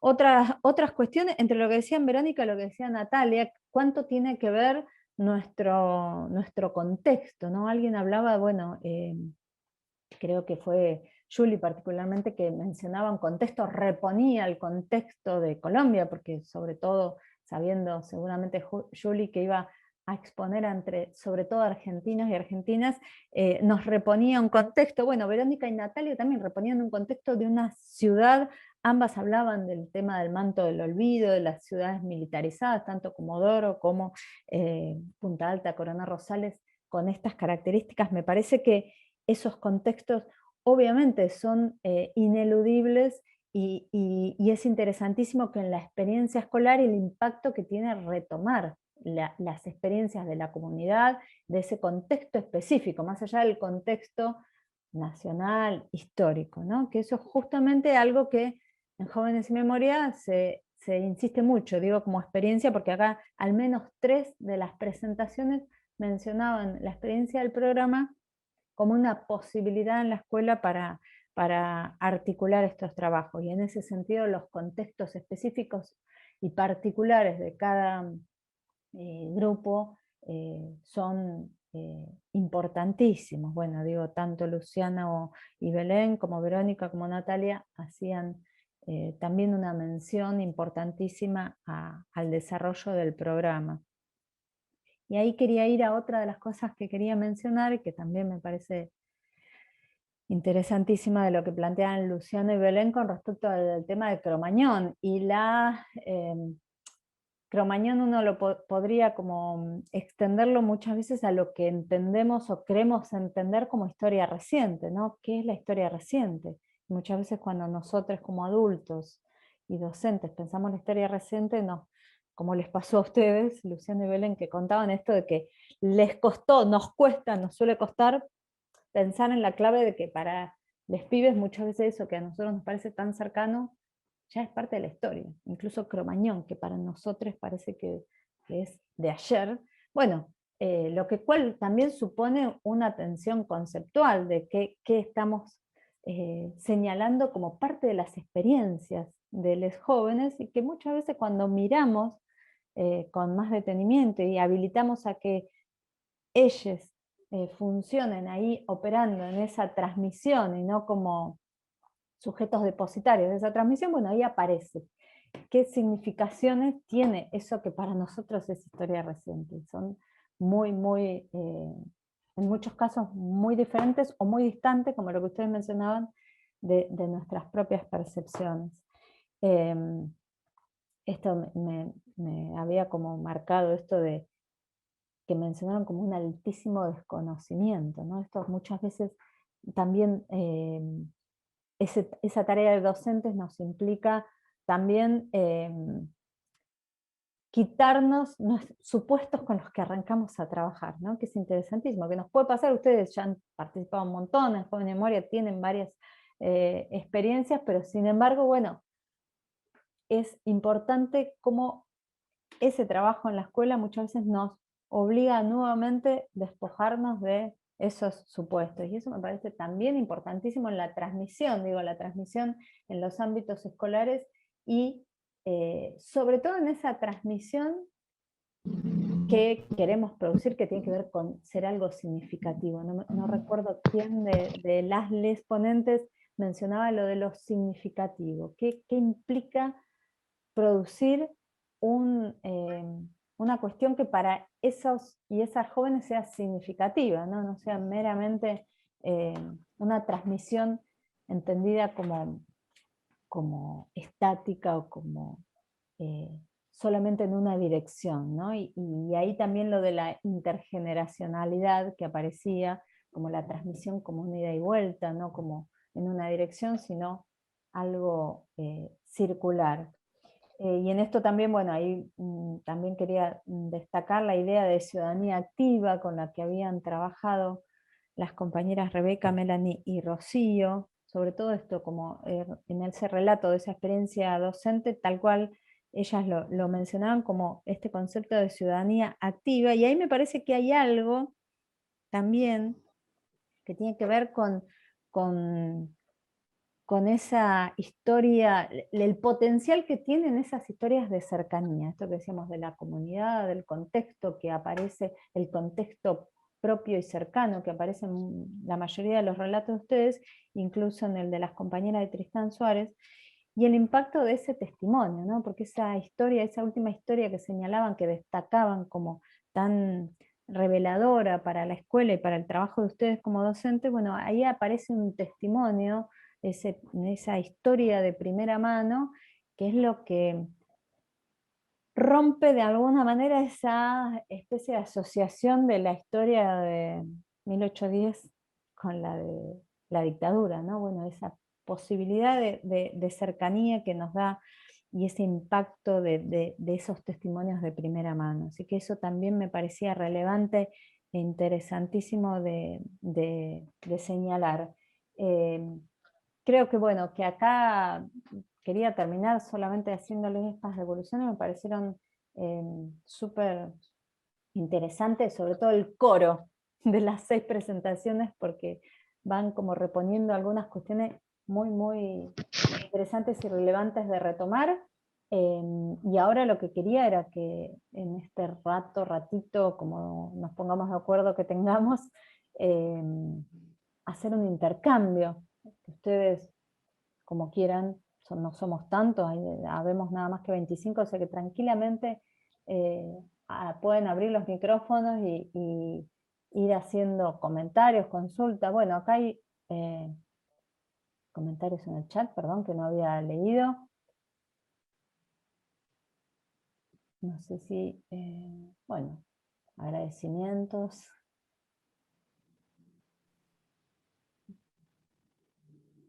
Sí, Estoy claro. sin cámara y me acabo de conectar. Realmente me dejan pensando mucho. Realmente, ya ayer con el análisis de los videos, con una mirada como la que hizo Sandra, y hoy lo de las chicas, y lo que pasa en Colombia, y cómo la realidad no es tanto un pasado, sino un presente que se repite. Creo que nos da para pensar todo lo que podemos hacer y todo lo que nos da jóvenes, ¿no? Y desde ese lugar resignificar lo que nosotros podemos hacer como docentes y darle a los pibes esta oportunidad, que ellos también sean motores de cambio y de repensar las realidades para que no se vuelvan a ver y no se repitan. Creo que sobre todo eso, escuchar los posicionamientos de otros y de cómo nos pega a todos y por los lugares que nos pega, ¿no? Estoy muy emocionada estos días con el seminario. Me trae mucho. Gracias. Bueno, no, gracias a vos. Qué alegría. Sí, Paula, gracias. Sí, estamos todos, creo que movilizados, sobre todo movilizados en pensar, ¿no? Que es lo que a veces nos cuesta en la tarea cotidiana y docente, sobre todo, detenernos un poco a pensar, a compartir y pensar un poquito más del día a día, y eso es lo que creo que nos conmueve, nos activa más que solo conmovernos, ¿no? Hay como una cosa de poner en marcha la cabeza y la sistematización que es interesantísima del seminario, al menos es lo que venimos viendo. Perdón, les dejo una frase de un grupo de tercer año que trabajamos hoy rememorando el tema de los 45 años de las noches de los lápices, y los chicos hicieron una frase y la pusieron, que los jóvenes no somos peligrosos, marcaron el no y aclararon, somos los que estamos en peligro. Y tienen 13 años, así que bueno, creo que vale cada paso. Bueno, ¿alguien quiere? Yo quería hacer una pregunta. Comentar, aportes, por supuesto. Sí. Manito, sí, no veo yo. No, pero Belén... Discúlpame, Belén. No sé si alguien... No, yo tampoco, sos la única, así que adelante. ¿Hablo o alguien está hablando? Meta, Belén. Bueno, sí, quería el grupo de Rebeca, Melanie y Rocío. O sea, felicitarlas porque el recurso, la estrategia, espectacular. Como nos gustó mucho a Lucha y a mí como para trabajar, pensar Gracias. en alguna instancia en la que podamos trabajar. Y quería preguntarles esto de el aprendizaje basado en proyectos. Entiendo sí que hay algunos colegios que lo están empezando a hacer institucionalmente. En Capital conozco algunos colegios, en provincia no conocí, no conozco colegas que estén trabajando así, pero quería preguntarles si esta propuesta que hicieron ustedes, perdón que está mi perra acá, si era una propuesta que bajó institucionalmente o ustedes propusieron horizontalmente trabajar con colegas y plantearon la estrategia de teatro ciego. Que si podían como reponer un poquito más eso, el contexto institucional de dónde trabajar. Bueno, nosotras, por empezar, quiero aclarar que además de ser compañeras, somos amigas. No sé si ¿se me escucha? Sí, se ¿Bien? escucha. Ah, ok, porque me veo media congelada. Se escucha, pero se te ve congelada. Así que... Bueno, no importa, lo importante es que se me escuche. Rocío se ríe porque ella sabe que yo los martes a la mañana, a eso de las 8, le mando un audio con mis ideas. Y ahí arrancamos y empezamos a planear. Y ella sabe que cuando hay un audio a las 8 de la mañana es porque hay trabajo atrás de ese audio. En realidad, de hecho, a la salida que hicieron yo no fui, fueron las chicas. Y que ahora te van a contar ellas, ¿no? Cuál fue la propuesta de los pibes. Y la realidad es que hay una bajada desde la provincia ya hace unos cuantos años en aprendizaje basado por proyectos. Hay bastante bibliografía y hay bastantes indicaciones. Nosotras tenemos la suerte de trabajar muy cómodas en la escuela que estamos. Es como nuestra casa y la verdad que tenemos mucha cercanía también con nuestros estudiantes. Entonces eso lo marco para decir esto de la libertad que tenemos con respecto a las elecciones que hacemos. Y vamos con la idea a nuestras directivas y ellas al toque avalan, facilitan. Melanie o Rocío, si quieren contar lo de la salida y sobre todo lo que hicimos para juntar la plata para hacer esos murales, ¿no? Porque todo es muy lindo, pero todos acá que trabajamos en la practicidad sabemos que necesitamos plata para hacer cosas y las cosas que hacemos para construir eso que vemos ahí, ¿no? Sí, yo corto, después Melanie que explique que es más la dueña de la salida en realidad. Nosotros con Sexto siempre hacemos una salida, es más museo, más arte, y la verdad que nos colamos en esta salida con Melanie, que era el Teatro Ciego, y sin planear nada caemos en el Centro Cultural Recoleta, que es hermoso, que tenía un montón de muestras, y además había un montón de muestras, no es que íbamos solamente a ver eso, había muchas muestras, pero con un grupo de alumnos nos llamó mucho la atención que había como un túnel, era sobre el mural, que se llama Mural Viral, había muchos grafitis, había un tren, un vagón de tren, entonces había muchos grafitis, y uno de ellos era un túnel donde pasaba esto que nosotros tratamos de replicar, la pintura fluorescente y todo. Bueno, la vuelta fue de mis alumnos, queremos pintar, queremos hacer un mural fluorescente, y yo mi cabeza diciendo, ¿cómo hacemos un mural que era imposible? O sea, y uno sin ganas de decirles que no, porque también se entusiasma, pero era, bueno, y todo el viaje fue esa idea, y bueno, y de ahí arrancamos, buscar primero el salón más chico del colegio, que es en el que se hace, porque las dimensiones de la tela, comprar la pintura, juntar, probar, porque en realidad las luces fueron lo último que conseguimos, entonces comprar foquitos y probarlos en casa, a ver si servía o no servía la pintura. Probar con papel celofán, a ver si servía para abaratar costos. Claro, y lo peor de todo es que llega el día de la muestra, sí. Era un jueves, yo trabajo en primaria, entonces subo. El miércoles nos quedamos hasta tarde con Rebeca armando la muestra, nos ayudó el portero porque tuvimos que poner unos clavos en la pared, todo. El miércoles llegamos y no había luz. Sí. No había luz y la muestra empezaba y estábamos todos desesperados porque, o sea, sin luz era nada la muestra, no servía para nada. Y me acuerdo que vino el portero, que Melanie y yo somos alumnas de la escuela desde chicas, entonces el portero de toda la vida, y nosotros lo conocemos, que tiene una tranquilidad extraordinaria el portero.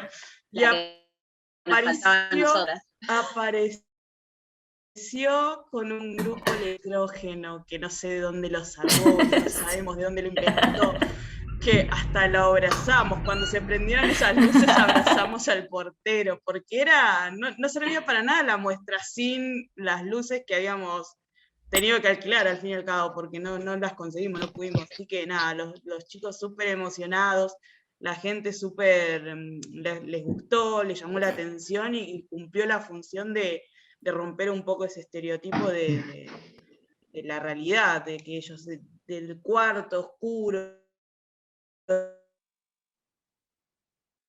de la sensación de siempre en nuestros egresados estas nuevas formas de conocer, de representar, y en base a eso es que surgió una salida al teatro ciego, ¿sí? Para conocer distintas formas de representación y cómo podemos transitar perfectamente una obra a través del sonido y todo aquello que muchas veces vamos apagando primordialmente por la cuestión de la vista.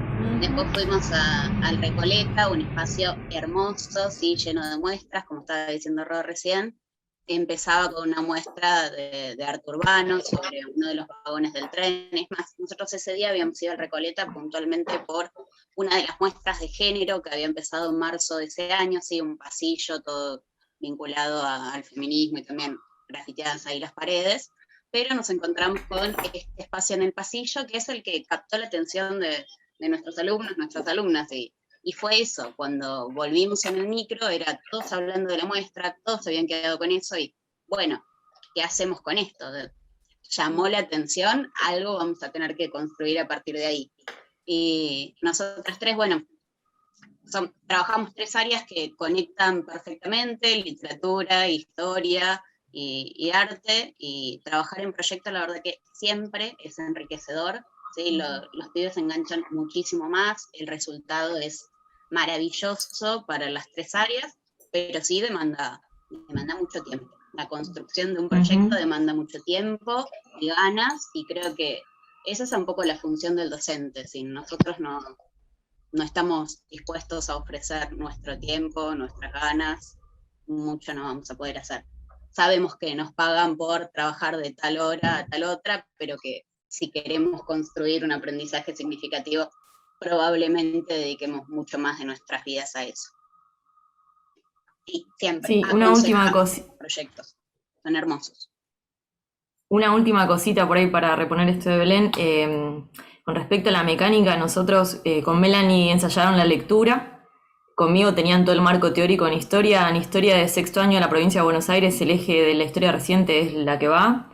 Entonces, yo les proporcioné ese marco conceptual que después les servía como repositorio a la hora de generar un debate, que era como lo difícil, porque también era esa cuestión de poner el cuerpo y poner la voz, y ser ellos quienes tomaban la rienda de ese debate, frente a otros pares. Y ensayamos previamente con alumnos que tengo de la escuela de al lado, pedí permiso, o sea, esa confianza tenemos, y hicimos un ensayo como para que rompieran el miedo y también como para que pensaran cómo repreguntar, cómo guiar el debate, y bueno, y es donde surgieron cosas muy, muy piolas. Con Melanie elegimos esos cuentos que estaban ahí, donde se hablan desde una ficción, ¿no? De cuentos que tenían que ver con movilizaciones sociales, manifestaciones obreras, la independencia de la mujer, y bueno, esa preparación previa acompañó el trabajo de Rocío, que después ese día lo llevamos a la práctica todos juntos, ¿no?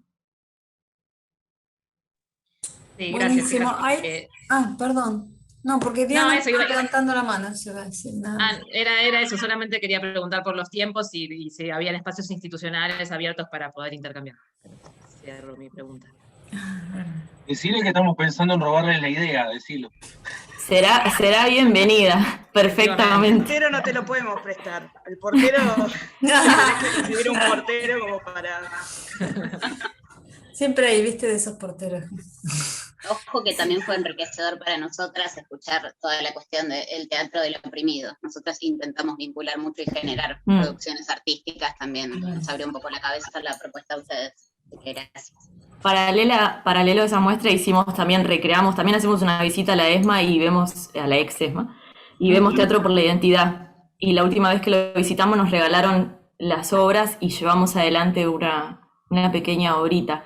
También pensaba en esto que decía Luciano recién de la experiencia de Cromañón y cómo a nosotros nos parece tan cercano, y los pibes ni idea. A mí me pasa lo mismo cuando hablamos del regreso a la democracia y, no sé, yo lo trato de enfocar también desde el punto de vista de cómo se abre el arte y la música del rock, y les presentás un montón de bandas que los pibes y las pibas te miran como diciendo, esta señora, ¿qué le pasa? Le agarró nostalgia. Entonces creo que es un desafío, ¿no? Esto de sobre qué vamos a escribir, sobre qué vamos a construir memoria, sobre qué hechos son importantes reflexionar. Una de las compañeras hablaba de que todavía sigue habiendo desapariciones, violaciones a los derechos humanos, y es re necesario el ejercicio de la memoria. Y creo que nuestro desafío es hacia dónde lo vamos a orientar, qué cosas son importantes recordar, reflexionar. Se nota, a pesar de que no somos tan grandes, porque todos creo que tenemos más de 30 por ahí, se nota muchísimo la brecha generacional entre nuestros estudiantes y nosotras y nosotros. Entonces creo que por ahí la tarea se vuelve como inalcanzable, ¿no? Pido la palabra un segundito, María Elena. Sí, por supuesto, Verónica. Yo solo quería mencionar que Diana había levantado la mano otra vez, pero no sé, Diana. No la levantó y la bajó. manito. No sé si porque sí estaba hace un ratito con la mano levantada. Bueno, me avisa. Dale. No, yo me quedé pensando en lo que dijo Natalia con respecto al vandalismo de los pañuelos. Y tampoco me extraña, ¿no? En estas sociedades altamente militarizadas, como habíamos hablado ya también en un principio, acá los murales que le hacen a Maldonado, a Santiago Maldonado, también todo el tiempo son vandalizados, ¿no? Acá en Chubut, que fue donde lamentablemente perdió la vida, no, voy a hablar bien, donde lo asesinaron, disculpen. Y también es vandalizado todo el tiempo estos murales que recuerdan, ¿no? Y apareció en estos últimos años una cierta derecha terrible que pedía restituir la Virgen en la universidad, que vandalizaba toda la cartelería que había en la universidad, que en donde estaba la imagen de Santiago Maldonado eran destruidos y pintados con otras, ¿no? Con otras cosas arriba de la cara, ¿no? Entonces me parece que ahí se hace fuerte nuestro trabajo en reposicionar estas memorias, ¿no? Me parece que como docentes es el rol, ¿no? No me quiero agrandar, pero me parece que el lugar que tenemos como docentes es trascendental en esto, porque claramente siempre como que está acechando esa derecha que no se termina de ir en la Argentina, ¿no? Y acá lo vemos muy claro. Después de lo de Santiago Maldonado, yo no tengo un mango, soy docente, pero sentía esa necesidad, me quiero ir del país, no puede ser que lo hayan asesinado y que hayan tapado de esa forma, ¿no? En 10 centímetros del río nadie se puede ahogar. Quería, y más que nada apoyando también a los pueblos originarios, que es la razón también de mi carrera académica, ¿no? La defensa hacia los pueblos indígenas. Y digo esto y termino, ¿no?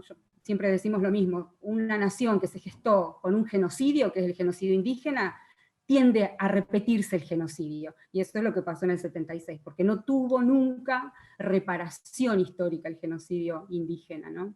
Entonces tendió a repetirse, y esa lógica continúa, así que esperemos que este genocidio termine de tener justicia para que no haya otros, ni otros, ni otros, ¿no?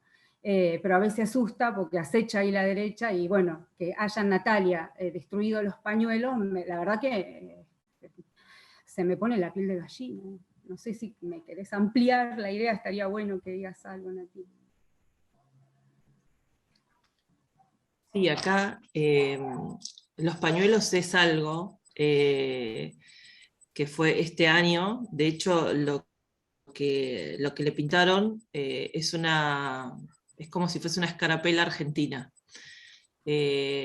Justamente, claro, como decías vos, o sea, es una sociedad o una comunidad muy militarizada, y acá hablar de memoria realmente es muy difícil, o sea, es muy difícil sostenerse, porque bueno, dentro de las instituciones educativas, en estas comunidades así, yo recién lo escuchaba, las escuchaba a las chicas, y esto que decían, que los directivos van con una idea y enseguida la aceptan, y bueno, acá no, y a veces contra eso tenés que luchar dentro de la institución. Capaz que, no sé, pero me da la idea que parece que les estoy hablando de una cosa totalmente distinta, y no, y es acá y se vive continuamente las 24 horas. Pero realmente en estas comunidades es muy difícil. Y lograr, por eso digo que el programa Jóvenes y Memoria, acá por lo menos trascendió, y trascendió en todo lo que es el distrito, y se hablaba, y bueno, lo que queremos empezar a trabajar es otra vez retomar eso, y que no se pierda, y sobre todo con docentes comprometidos, y bueno, con una juventud por ahí también más comprometida, y también con un discurso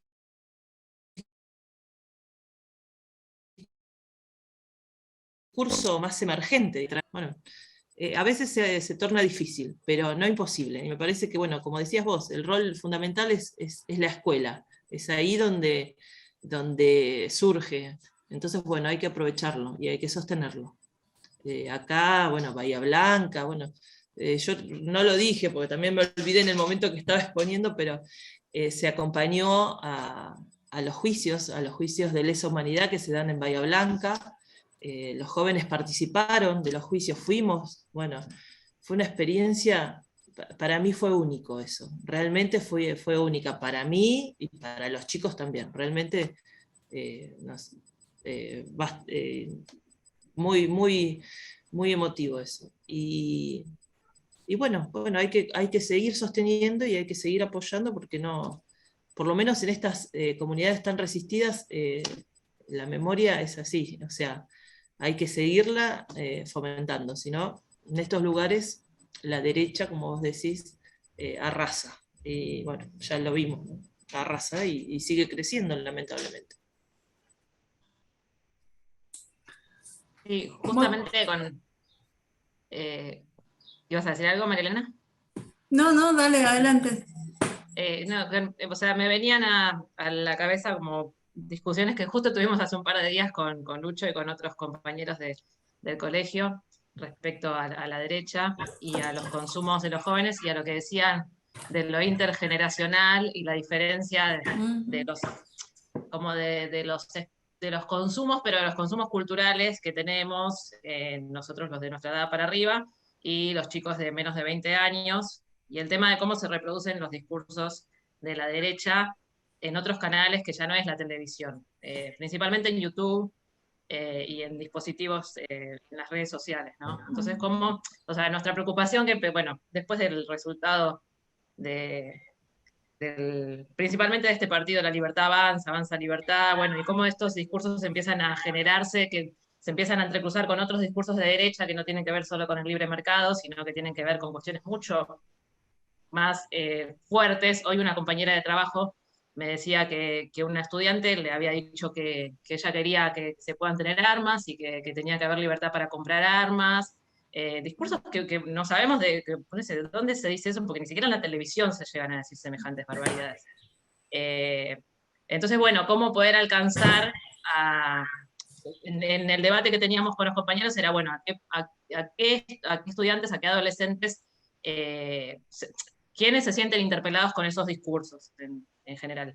Como que pensábamos que eran los que se sentían interpelados por estos discursos de derecha, son principalmente los que se sienten apolíticos o que no les interesa la política y piensan que ese discurso no es político, porque solamente habla de la libertad de poder comprar el jueguito de la Play y de que no les cobren impuestos.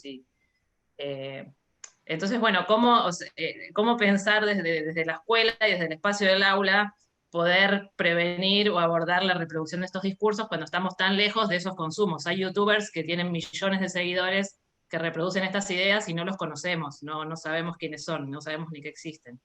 Pero tienen una capacidad de replicar esos mensajes muchísimo más amplia de la que nosotros pensamos.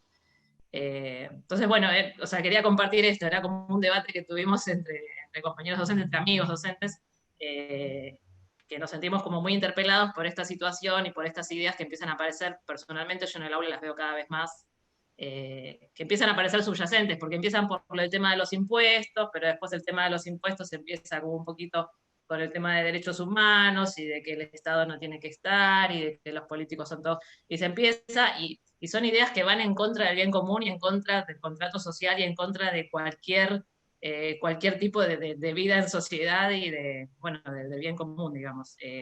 Entonces, bueno, como esta preocupación que teníamos, y quería compartirla ahora que hablábamos de cómo interpelar desde los consumos culturales, cuando traías la música que parecía que quedaba re lejos, como que hay una diferencia generacional muy grande, y se me vino a la cabeza eso, ahora que hablaba Natalia también del tema del avance de la derecha.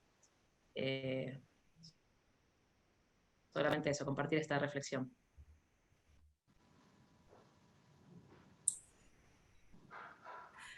Bien, compañeros, colegas, si quieren y les parece, el otro grupo, yo estoy en comunicación, también está terminando. Si quieren volvemos al plenario, así vamos cerrando, porque ya estamos en el tiempo que nos habíamos propuesto. Hay otras actividades en un rato más. Así que si les parece, nos trasladamos todos juntos. Por ahí entramos en silencio por si todavía están terminando de conversar, pero al menos compartimos el último minutito en la mesa y nos despedimos hasta luego, hasta dentro de un ratito que empieza la otra mesa. ¿Les parece? Si se tienen que retirar, yo solo una invitación para volver al otro grupo. Salimos de la sala y vamos a la otra.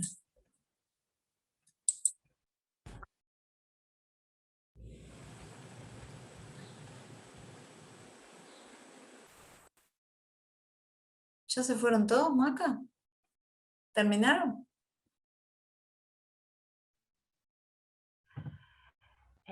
Sí. Yo los invité a los que estábamos, porque Martín me dijo que todavía faltaba uno, pero hace unos minutos, de haber terminado y se fueron. Bueno, no, ahí están volviendo, a ver. O sea, bueno, no, Martín no está, así que debe estar en su grupo todavía. Sí, los que estamos volviendo somos los de mi grupo. Lo que te preguntaba era si habían pasado por acá o se fueron directo del Zoom. Y algunos que entraron, como que hacían sesión y se fueron yendo, ninguno. No volvemos. Bueno, entonces disculpen, los hice volver para nada. Pensé que nos íbamos a encontrar con el otro grupo aquí. Así que bueno, entonces los saludo. La grabación, como le dije a alguien que consultó por ahí, va a estar en unos días disponible, no ahora. Algunos ponían ahí sus datos por el tema de la diplomatura. También los registramos porque grabamos el chat. Así que bueno, nada, eso, quedarse tranquilo, y cualquier cosa nos escriben de todos modos para también los certificados de asistencia o para la diplomatura, la asistencia. Bueno, Luciana, vos que llegaste después, le decía que los hice venir, pero ya se fueron, el resto terminaron y se retiraron. Así que nos vemos después, en un rato, con la conferencia de las 7 de la tarde. Gracias a todos. Gracias. Chao. Chao. Muchas gracias. Gracias. Adiós. Chao.